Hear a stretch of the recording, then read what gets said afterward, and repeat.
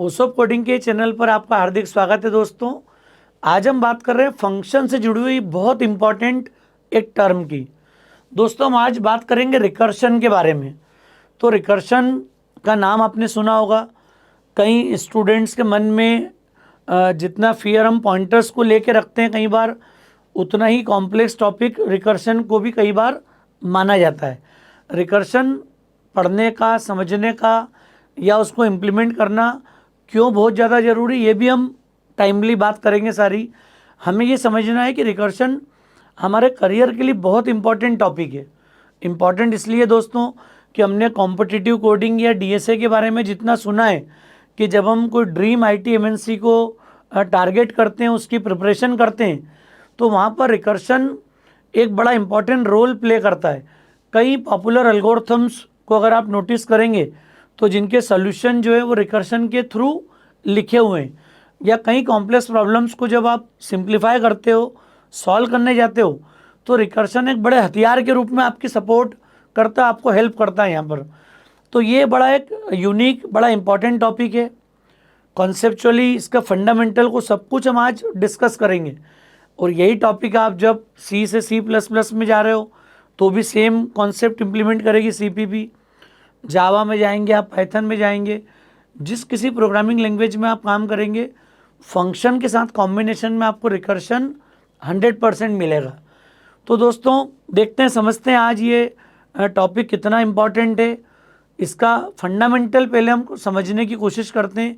क्या कौन सी परिस्थितियाँ हैं जब हम रिकर्शन इम्प्लीमेंट करेंगे तो क्या आपको ध्यान में रखना है, कौन से वो इम्पॉर्टेंट पॉइंट है जो हमेशा आपके माइंड में होना ज़रूरी है।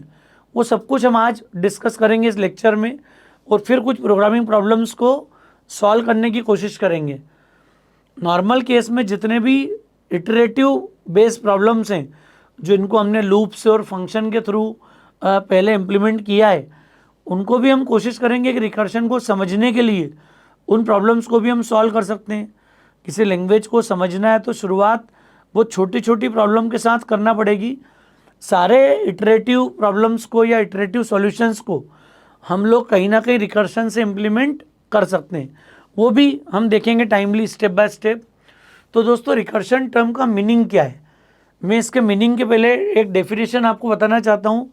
रिकर्शन को डिफाइन कैसे करते हैं हम, तो सिंपली इसको बोलते हैं calling a function with in function body. किसी फंक्शन को उसकी स्वयं की बॉडी से अगर जब हम कॉल करते हैं तो इस प्रोसेस को बोलते हैं रिकर्शन। तो रिकर्शन मतलब ये कॉल कैसा हो गया, this is calling from itself, call from itself. जब कोई फंक्शन स्वयं को कॉल करे, खुद को कॉल करे रिपीटेडली, तो ऐसे प्रोसीजर को, ऐसी प्रोसेस को बोलते हैं रिकर्सिव कॉल। तो रिकर्सिव कॉल टर्म का मतलब समझ में आ रहा होगा आपको। आज तक जो हमने पढ़ा है वो क्या देखा था यहाँ पर, अभी तक जो हमारा नॉलेज है फंक्शन को लेके, वो आपको याद होगा कि हम लोग मेन लिखते हैं, और मेन में सपोज हमने कोई फंक्शन का प्रोटोटाइप डिफाइन किया, सपोज मैंने बोल दिया टेस्ट, और मेन में हमने कॉल किया टेस्ट फंक्शन को। अरे मेन में हमने दो इम्पॉर्टेंट बातें पढ़ी हैं, एक तो फंक्शन का डिक्लेरेशन होता है, दूसरा फंक्शन कॉलिंग होता है। जैसे ही मैं कॉल करता हूँ, कंट्रोल जो है वो कहाँ ट्रांसफ़र होगा, टेस्ट फंक्शन पे कॉल हो जाएगा। और सपोज यहाँ कभी लिख दिया हमने प्रिंटफ ओसोप, इतना ये जो आपने पता है, जो आपको जानते हो जिस कॉन्सेप्ट के बारे में, पहले उसको देख रहे हैं अपन, जो नॉलेज आप करंट में कैरी करते हो। दोस्तों आपने पढ़ा है कि फंक्शन में 3 बातें होना बहुत ज़रूरी है। फंक्शन का डिक्लेरेशन, उसकी कॉलिंग, उसकी डेफिनेशन, तीनों दिख भी रही है आपको। जैसे मेन से मैंने फंक्शन कॉल किया, your control will transfer to the function definition. इसने प्रिंट कर दिया OSOP, online school of programming, और फिर क्लोज करने के बाद ये पार्ट फिनिश हो गया। ये थोड़ा सा आपको आइडिया लगा हो कॉन्सेप्ट की। इसने कॉल किया, एक बार ये एग्जीक्यूट हुआ, 1 टाइम इसने ओसो प्रिंट करा, इसकी बॉडी फिनिश, और आगे का प्रोग्राम रूटीन तरीके से टर्मिनेट हो गया। इसमें रिकर्शन नहीं है। क्यों नहीं है? Because it was an ordinary call. Ordinary call कैसा था? जब यहाँ से मेन जब फंक्शन को कॉल कर रहा है तो ये तो कॉलिंग किसने करी? आउटसाइड। अरे टेस्ट फंक्शन को किसने कॉल करा? बाहर के किसी फंक्शन ने, जो कि अभी मेन है। और रिकर्शन का मतलब क्या होता है? जब कोई स्वयं को कॉल करे, जो बोलते हैं ना, जब तक अंतरात्मा की आवाज़ नहीं आ जाती अंदर से, जब तक आपको अंदर से कुछ नहीं मिल जाए, कुछ पता नहीं लग जाए, या अंदर से कोई बहुत इंपॉर्टेंट बात आपको रियलाइज़ नहीं हो जाए, तब तक अपन उस बात को समझ ही नहीं पाते। वैसे रिकर्शन का यहाँ पर थॉट है, अगर मैं रिकर्शन को इम्प्लीमेंट करता हूँ तो that means now we are calling a function from itself, from the function body itself. मतलब ये हो गया कि अगर मैं ऐसा करूँ तो यहाँ क्या हो जाएगा फिर? Now I can generate one call test और एंड ऑफ द फंक्शन। अब आप देखो, ये जो टेस्ट था ये मैंने मेन से कॉल किया था, कॉलिंग फ्रॉम मेन। और ये जो टेस्ट है अंदर, इसको हम बोलते हैं रिकर्सिव कॉल। रिकर्सिव कॉल क्यों बोला हमने यहाँ पर? Because now we are calling test from the body of test. जब कोई फंक्शन अपने आप को कॉल करे, स्वयं को कॉल करे रिपीटेडली, लगातार चलता रहे ये सब, तो इस प्रोसेस को हम क्या मानते हैं यहाँ पर? रिकर्शन। तो दोस्तों ये उसका फंडामेंटल है। भाई मैंने बहुत ज़्यादा नियम की बात नहीं करी है कि जब मैं रिकर्शन इम्प्लीमेंट करता हूँ तो मुझे कौन से ऐसे इंपॉर्टेंट पॉइंट्स है जो अपने माइंड में रखना है। अभी सिर्फ मैं बताना चाह रहा हूँ कि एक अगर पहली बार देखने से कैसे समझेंगे अपन, तो जब मेन से कॉल होता है तो that was a routine ordinary call, and when a function is called from a function body, when a function is called from the body itself, तो फिर इस प्रोसेस को हम क्या मानते हैं? रिकर्शन। तो दोस्तों ये प्रोसेस, ये जो दिख रहा है अब आपको यहाँ पर, that is a recursive call. अब रिकर्सिव कॉल होने का मतलब क्या हो गया? अब वो स्वयं को बार बार कॉल करेगा। अरे बाहर से जब हम कॉल करते थे तो हर फंक्शन के साथ एक लिमिटेशन थी। और आप याद करो, फंक्शन ही नहीं, हमने हर प्रोग्राम के लिए एक नियम पढ़ा था कि दुनिया में सारे एल्गोरिथम ये बोलते हैं कि उसका सोल्यूशन जो है वो फाइनाइट नंबर ऑफ स्टेप्स में होना चाहिए। और हम लोग क्या समझते हैं कि सारे फंक्शन के जो सॉल्यूशन है, सारे प्रोग्राम के जो सॉल्यूशंस हैं, उनकी जो नंबर ऑफ स्टेप्स हैं वो फाइनाइट होना ज़रूरी है।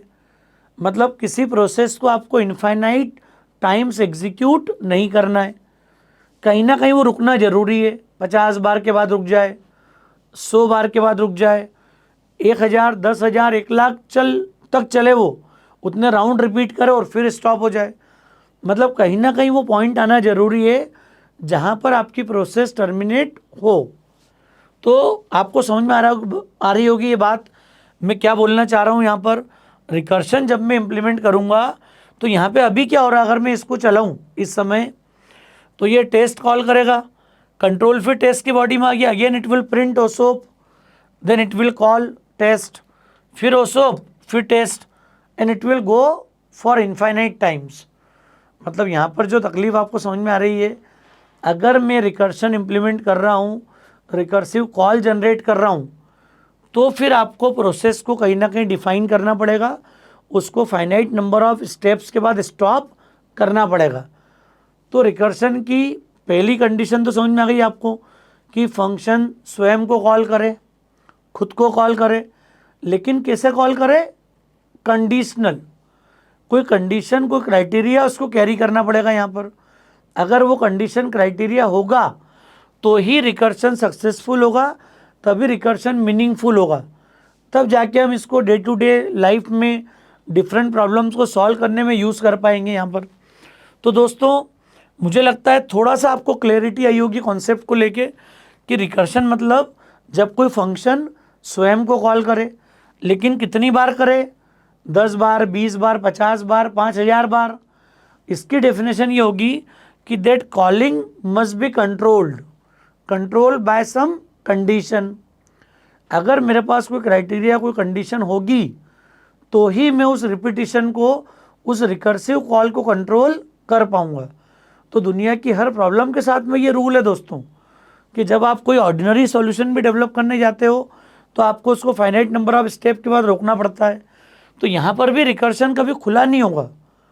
It must be a conditional criteria through which we control the recursive calls.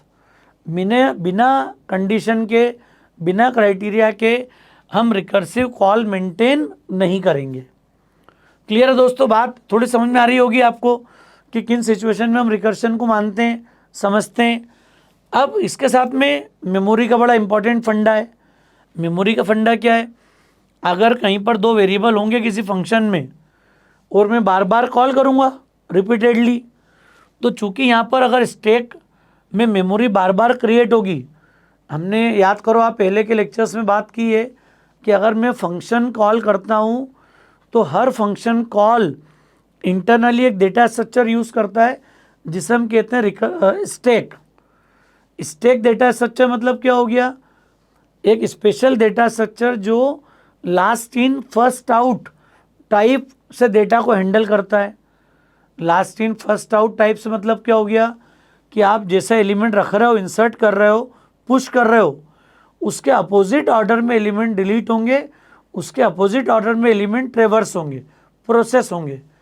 तो जब कुछ रिवर्स ऑर्डर में एग्जीक्यूट करना हो तो आपको स्टैक डेटा स्ट्रक्चर की हेल्प लगती है। तो ये जो रिकर्शन का जो टॉपिक है, इसकी बेस में, इसकी आत्मा में कहीं ना कहीं स्टैक डेटा स्ट्रक्चर का बड़ा इंपॉर्टेंट रोल है। जितनी बार मैं रिकर्सिव फंक्शन कॉल करूँगा, every time it will allocate new memory in the stack data structure. दोस्तों, जितनी बार रिकर्सिव कॉल जनरेट होगा उतनी बार मेमोरी कहाँ पर क्रिएट होगी? स्टैक डेटा स्ट्रक्चर में। तो हमको स्टैक का वर्किंग समझना पड़ेगा यहाँ पर। अगर मुझे आपको स्टैक क्लियर होगा तो ही अपन मेमोरी का फंडामेंटल समझ पाएंगे। तो मैं थोड़ा सा बताना चाहता हूँ मेमोरी मैनेजमेंट और कॉलिंग में होता क्या है, उसके फंडामेंटल को आप देखो। दोस्तों एक बात समझना आप, ये मेन प्रोग्राम है और मेन ने एक फंक्शन कॉल किया ए, इसमें ए और बी नाम के दो वेरिएबल है 4-4 बाइट के, सपोज इंटीजर। तो जैसे ही मेन ने ए कॉल किया 4-4 बाइट 8 बाइट की मेमोरी क्रिएट हो जाएगी। अब ए फिनिश नहीं हुआ, उसके पहले क्या किया? ए ने कॉल कर लिया बी को, मतलब ए से ही कंट्रोल ट्रांसफर कहाँ हो गया? बी में ट्रांसफर हो गया। बी चल रहा था अपने पास, इन बिटवीन मैंने कंट्रोल ट्रांसफर कर दिया सी फंक्शन में। इसको समझना बहुत इंपॉर्टेंट बात है। जैसे ये फंडा आपको क्लियर होगा, आप समझ जाओगे कि रिकर्शन कोई बहुत नई बात नहीं है। जो आज तक हम पढ़ते आ रहे हैं, समझते आ रहे हैं, उसी फंडामेंटल पर रिकर्शन काम करेगा। सिर्फ उसके एग्जीक्यूशन के स्टाइल में डिफरेंस है, इसलिए हमको थोड़ा सा वो कॉम्प्लिकेटेड लगता है शुरुआत में। लेकिन जो मैं तरीके से आपको बताना चाह रहा हूँ, वो तरीका अगर आपने क्लियर कर लिया तो फिर लाइफ में कभी रिकर्शन को लेके कन्फ्यूज़न नहीं आएगा। और अभी आपको समझ में आएगा थोड़ी देर बाद, कुछ प्रोग्राम्स के बाद, कि सर ये तो बहुत आसान है, बहुत इजीली हम रिकर्शन को हैंडल कर पा रहे हैं। ये कॉन्फिडेंस आपके अंदर आएगा थोड़े समय के बाद। फिर मैंने इन बिटवीन सी को मैं एग्जीक्यूट कर रहा हूँ, सी की बॉडी में हूँ, और उसको फिनिश होने के पहले ही मैंने कहाँ शिफ्ट कर लिया? डी पे। मतलब आप इस बात को समझते जाओ हो क्या रहा है। एक नॉर्मल तरीके की बात समझो आप, कि जब यहाँ रिकर्शन नहीं था, जब क्या हो रहा था? बिना रिकर्शन के क्या होता है? मेन से फंक्शन कॉल करते हैं अपन। अरे आपको याद होगा ना, हमने पहले suppose x to the power y निकाला था यूजिंग फंक्शन। तो हमने क्या किया था वहाँ पर? जैसे ही मेन प्रोग्राम ने फंक्शन कॉल किया, हमने x और y का डेटा पास किया। हमें पता था कि मुझे y टाइम्स में लूप अगर प्रोसेस करूँगा, लूप रन करूँगा, तो y टाइम चलने के बाद लूप स्टॉप होगा, और स्टॉप होने के बाद कहीं ना कहीं मेरी प्रोसेस स्टॉप होगी। अरे जब लूप आपका 1 से y टाइम्स एग्जीक्यूट हुआ तो किसी पॉइंट पे जाके रुकेगा, स्टॉप होगा वो। तो यहाँ पर भी वो बात बहुत इंपॉर्टेंट रोल प्ले करती है कि फंक्शन जब भी टर्मिनेट होगा तब वो वहीं से कहाँ शिफ्ट हो जाता है? मेन में। भैया मेन ने ए को कॉल करा, अब अगर ए का काम फिनिश हो जाता पूरा, तो ए से हम कहाँ शिफ्ट हो जाते हैं, यहाँ पर ए से वापस कहाँ चले जाते, मेन में। अरे ए अपना रिजल्ट रिटर्न कर देता मेन को, और मेन उस रिजल्ट को यूज़ कर लेता अपने प्रोग्राम में। लेकिन ए के साथ प्रॉब्लम क्या हुई, ए ने देखा, अच्छा एक बात समझना, ये सब एक जैसे नेचर के हैं। ए में जितने पैरामीटर और जो ए का वर्किंग है वही वर्किंग बी का भी है, same same working same variable. C का भी वही वर्किंग है, डी का भी वही वर्किंग है। मतलब बात को समझो, सारे फंक्शन के अंदर एक जैसा कोड लिखा है, सिर्फ उनके नाम अलग अलग हैं। एक को ए बोला, एक को बी बोला, एक को सी बोला, एक को डी बोला। इन फिजिकली दे आर सेपरेटेड। अरे कहीं ना कहीं सबकी बॉडी भी होगी अलग अलग, ए अलग डिफाइन होगा फिजिकली, बी अलग होगा, सी अलग होगा, डी अलग होगा। वेरिएबल सब में ए बी है। अब ए ने एग्जीक्यूशन करते करते ये बात समझा कि मुझे अपने आप को कंप्लीट करने के लिए बी से कुछ वैल्यू की रिक्वायरमेंट है। सो इसने कॉल कर लिया बी को। बी ने एग्जीक्यूशन स्टार्ट किया, फिर उसने समझा कि मुझे अपने काम को करने के लिए अभी सी की रिक्वायरमेंट है। So it will call to C function. C ने भी वही फील किया, उसने डी को कॉल कर लिया। अब डी ने उस काम को फिनिश कर दिया। मतलब डी एक ऐसा पॉइंट था जहाँ पर हमारा काम फिनिश हो गया, कंप्लीट हो गया। तो डी ने जैसे अपना काम फिनिश करा, क्या ये सीधे मेन को रिटर्न करेगा क्या? ये मेन को रिटर्न नहीं करेगा। डी को कॉल किसने करा? तो डी को कॉल करा सी ने। तो ये बिल्कुल नेचुरल है, जब सबकी बॉडी अलग अलग है, सारे फिजिकली सेपरेटेड हैं, तो फिर क्या होगा, डी ने अपनी बॉडी से कंट्रोल ट्रांसफ़र करा सी को। कोई एक्स रिजल्ट लेके आया, ये डी ने कोई एक्स वैल्यू रिटर्न करी and it will return value to C. C को जैसे एक्स मिला, उसने अपना बचा हुआ काम फिनिश करा जो उसका पेंडिंग था, और इसने फिर वैल्यू किसको रिटर्न करी, बी को, और इसने एक नई वैल्यू जनरेट कर दी वाई। मतलब यहाँ पर बात समझना दोस्तों, बड़ी इंपॉर्टेंट बात है। जब सारे फंक्शन फिजिकली सेपरेटेड हैं, तो जब डी अपने आप को फिनिश करेगा, कंप्लीट करेगा, then it will return the result value to the previous function, calling function. तो इसको कॉल सी ने करा था, तो ये सीधे वैल्यू रिटर्न करेगा सी को। सी वाली वैल्यू जो सी के पास आई डी से, उसने उसको यूज़ किया, जोड़ घटाव जो भी करना था वो कर लिया। अब सी ने वो रिज़ल्ट रिटर्न कर दिया किसको, बी को, और उस रिज़ल्ट का नाम क्या है, suppose Y. That was a new result, so it was shifted to B. ये बी में पास हुआ, बी ने उस वाई को यूज़ किया अपनी प्रोसेस में, तो बी का जो इनकम्प्लीट काम था वो उसने कंप्लीट किया, और एक कंबाइंड रिजल्ट बना के उसने इसको रिटर्न किया ए को जेड। जेड वैल्यू लेके इसने ए को रिटर्न कर दिया।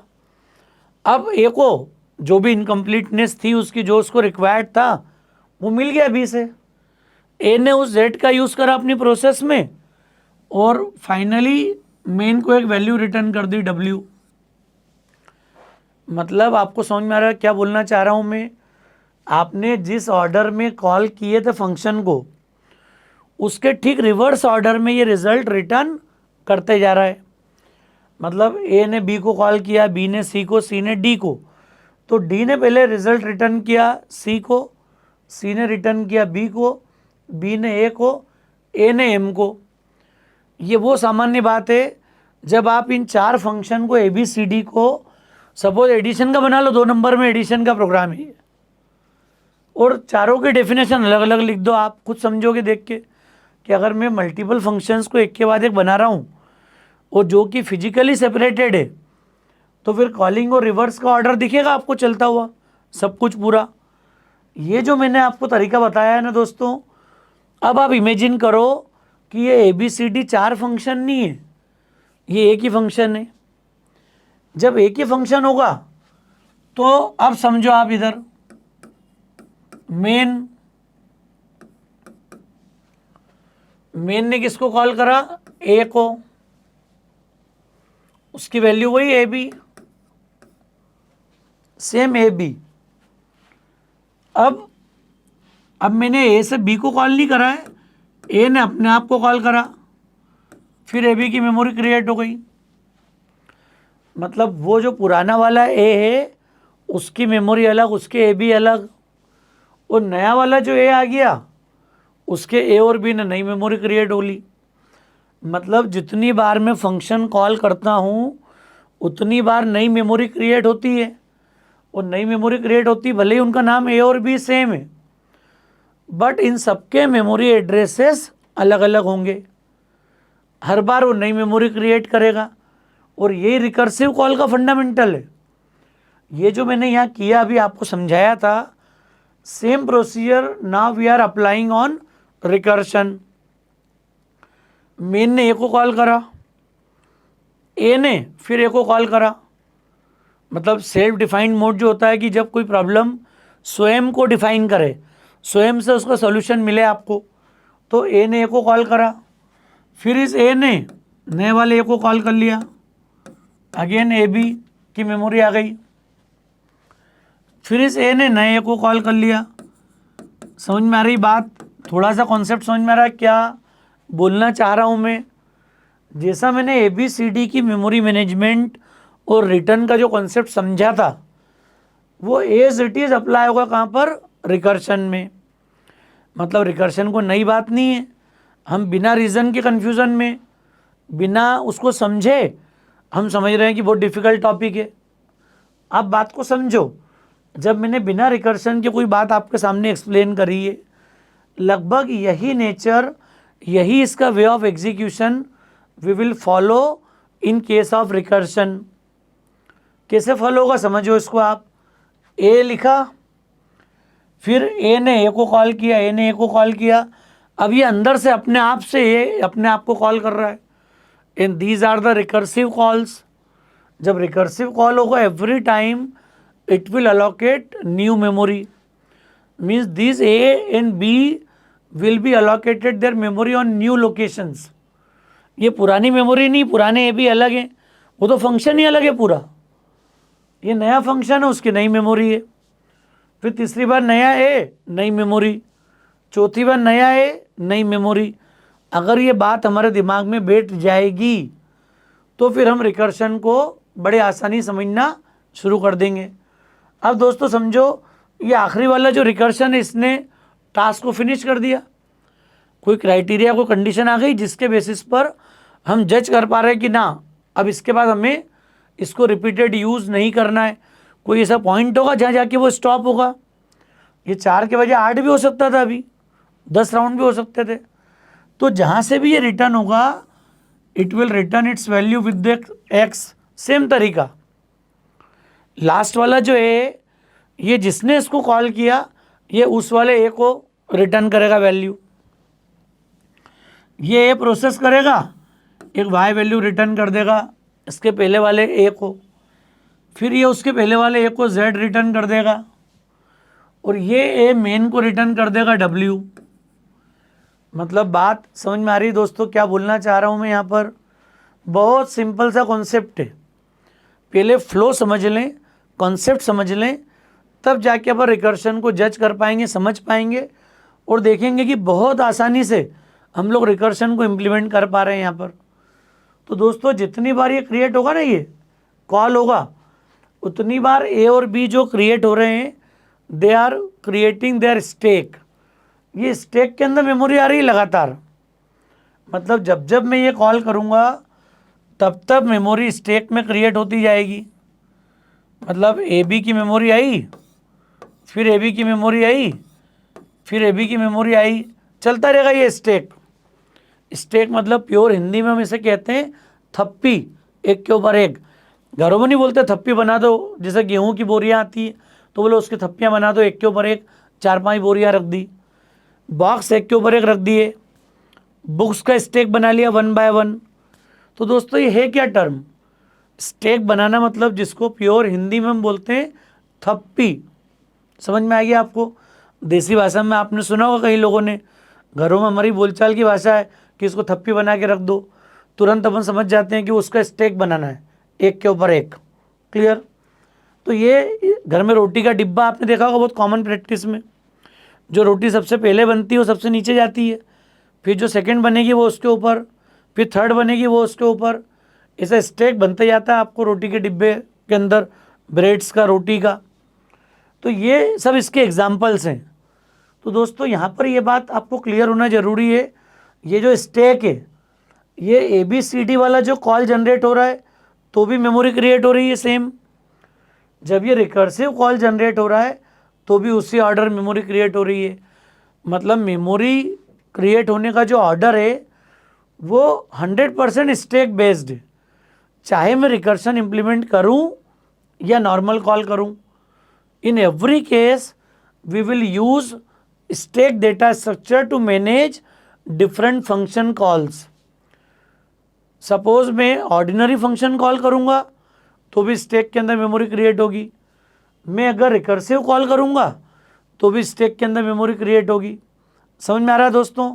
तो ये वो इम्पोर्टेंट पॉइंट है जहाँ से क्लैरिटी आएगी, थॉट बनेगा हमारा कि हमें रिकर्शन कैसे इम्प्लीमेंट करना है। तो अब हम कोई मैथमेटिकल प्रॉब्लम लेके शुरुआत करेंगे और समझेंगे कि रिकर्शन किस तरीके से एग्जीक्यूट होगा, किस तरह से हम रिकर्शन को इम्प्लीमेंट कर पाएंगे। तो दोस्तों आपको याद होगा, बहुत कॉमन प्रॉब्लम है, कुछ बातें इसके साथ आएंगी। अभी इम्पॉर्टेंट बात है कि चूंकि आपने नोटिस किया होगा, मैं फिर से बता रहा हूँ आपको, ये जो मैंने फंक्शन लिखा था यहाँ पर देखो, ये रिकर्सिव कॉल क्या बता रहा था कि ये एक इनफाइनाइट प्रोसेस चलती जाएगी and it will call test function infinite times. तो दुनिया में रिकर्शन जब कभी इम्प्लीमेंट होगा आपको इसका टर्मिनेशन डिफाइन करना पड़ेगा। एक पॉइंट ऐसा होगा, टर्मिनेशन कंडीशन ऐसी होगी जहाँ पर जाके आपका रिकर्शन स्टॉप होगा, वो हमको सर्च करना है, वो पॉइंट अपने को देखना है। मतलब रिकर्शन की प्रोग्रामिंग में आपको सिर्फ टर्मिनेशन के बारे में ही सोचना है बस, कि ये रिपीटिशन जो हो रहा है, ये जो प्रोसेस रिपीटेडली एग्जीक्यूट हो रही है, रिकर्सिव फॉर्म में एग्जीक्यूट हो रही है, ये कहाँ जाके रुकेगी, कहाँ उसका एंड होगा, वो एंड हमें अपने नोटिस में लेना है और उस क्राइटेरिया पे, उस बेस कंडीशन के बेस पर we will control the recursive calls. समझ में आ रहा है दोस्तों?